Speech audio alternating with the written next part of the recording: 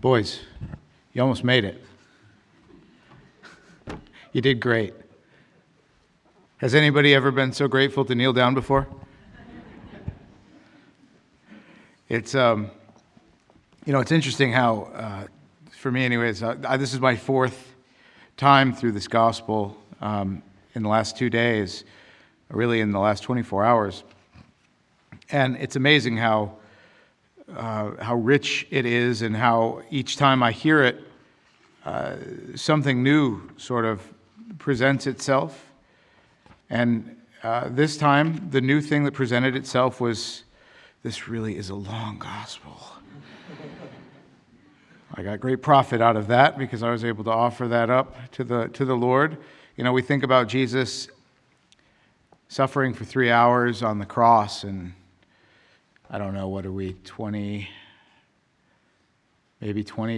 minutes standing for that gospel, and it can just feel like agony, and it's like, why are we doing this? Why this? Why do we have to do it this way? It's long, it's hard. I don't want to do it. I'm tired, especially at the end of the day, right? You're ready to just kind of wind down and go have dinner. But we're trying to enter into something very special. Trying to enter into the week, the Holy Week, the holiest week of the year. What we sort of overview in this gospel is the whole of what we celebrate this week. Over 7 days, we read in 25 minutes. On Holy Thursday, well, really on Monday, we commemorate the betrayal of Jesus by Judas in a more expanded version than we got here. It's called Spy Monday. Or is it Spy Wednesday? It's Spy Monday, right? Wednesday. It's Wednesday. I don't know what Monday is. Maybe Monday isn't anything. I think it is. But Spy Wednesday is where we have the Gospel of Judas leading up, and then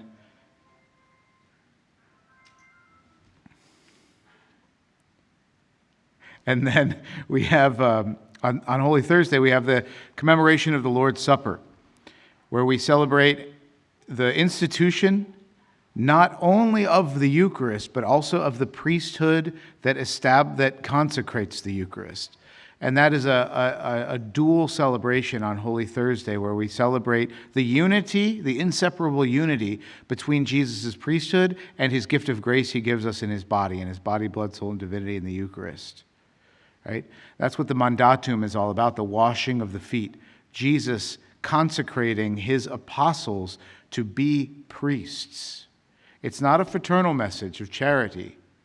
It's a consecration. It's a sacramental consecration of those men to become priests so that they can enter into the mystery of Jesus' sacrifice in that sacramental way, to bring the cross to you and to me, regardless of time and space, time and time again in the most holy Eucharist through the priesthood. On Good Friday, we celebrate the commemoration of the Holy Cross. Again, we'll go through the Passion of the Lord, but from one of the different Gospels. I think Father Tim said earlier it was from John. I'll take him at his word for that. Not much else, but that. And we have that beautiful occasion to venerate the cross. If you've never been to it, the cross is elevated, and everyone has an opportunity, like in the communion line, to come forward and to give veneration to that cross of Jesus. We celebrate the fact that he has died for us. We remember that he, the Lamb, was slain for our offenses. And then the world goes into a deep silence. When Christ, descending into hell on Saturday, essentially, and harrowing hell, breaking open its gates, breaking free the bonds of those who are held captive there, freeing them from the power of the devil, and then on Sunday, Easter Sunday, resurrecting from the dead. Of course, we have the big Easter Vigil on Saturday night. Now,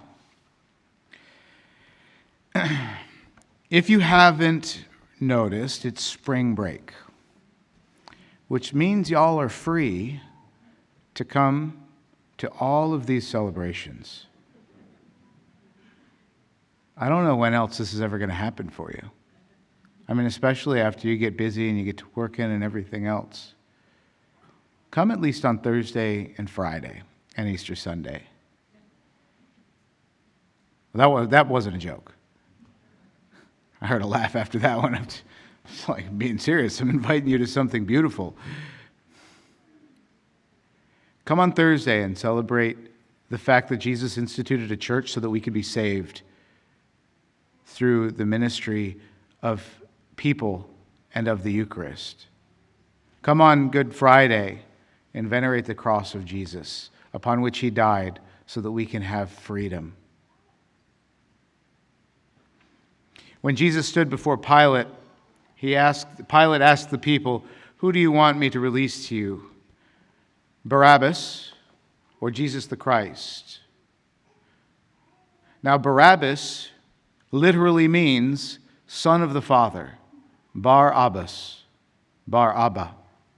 Bar being son and Abba being father. Pilate is offering them their choice of Savior. Do you want this son of the father of this world, the father of violence, the father of profit, the father of political power, Barabbas?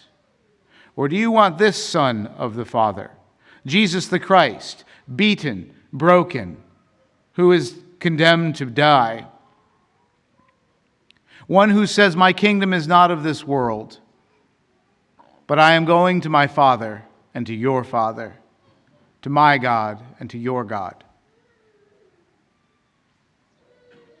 The people at that moment cried out for Barabbas.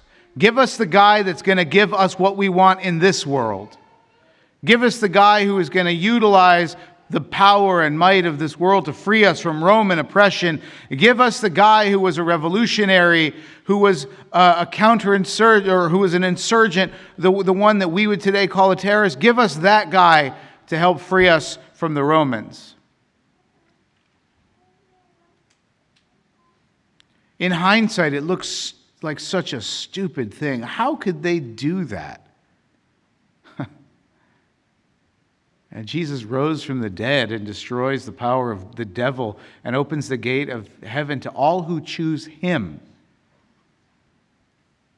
And as silly as it sounds that they chose Barabbas instead of Jesus, and we in our hindsight can judge their choice, we do the same doggone thing all the time. When we choose the most expedient way to get what we want, whether it's evil or not, when we sin, that good might come out of it, hoping beyond hope that if I just do this evil thing, if I ignore God and pursue my career or pursue school or pursue this girl or pursue this boy, that I'll be happy.